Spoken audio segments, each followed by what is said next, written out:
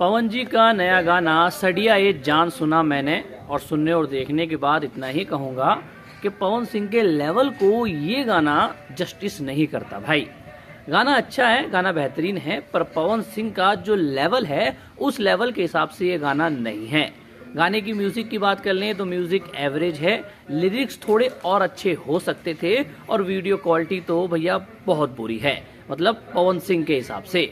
और भोजपुरी गानों की वीडियो क्वालिटी देखोगे तो शायद इससे भी बेकार मिलती है, पर पवन सिंह के लेवल के हिसाब से ये वीडियो क्वालिटी पवन सिंह पे नहीं जचती है भाई। इस गाने के अंदर अगर आप मॉडल का काम देखोगे तो वो भी अच्छा है। पवन सिंह ने कुछ अलग किया है भैया, वो नाचे हैं, वो झूमे हैं, और उन्हें देख के मजा आ जाता है।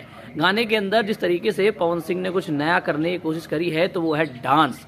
अक्सर पवन सिंह के गानों के अंदर डांस थोड़ा कम होता है, वो चल के आते हैं, खड़े हो जाते हैं, ये ज़्यादा देखने को मिलता है। पर इस गाने के अंदर वो उछले हैं, कूदे हैं और हाथों को हिलाया है, मतलब बेहतरीन डांस किया है। तो ये गाना पवन सिंह की डांसिंग स्किल्स के लिए देखा जाना चाहिए।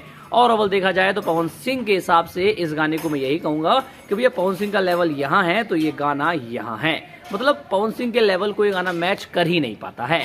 लिरिक्स की बात की जाए तो लिरिक्स में उतना तगड़ा पकड़ाव नहीं है, उतना तगड़ा दम भी नहीं है कि लिरिक्स सुन के आप बोलो कि भैया मजा ही आ गया।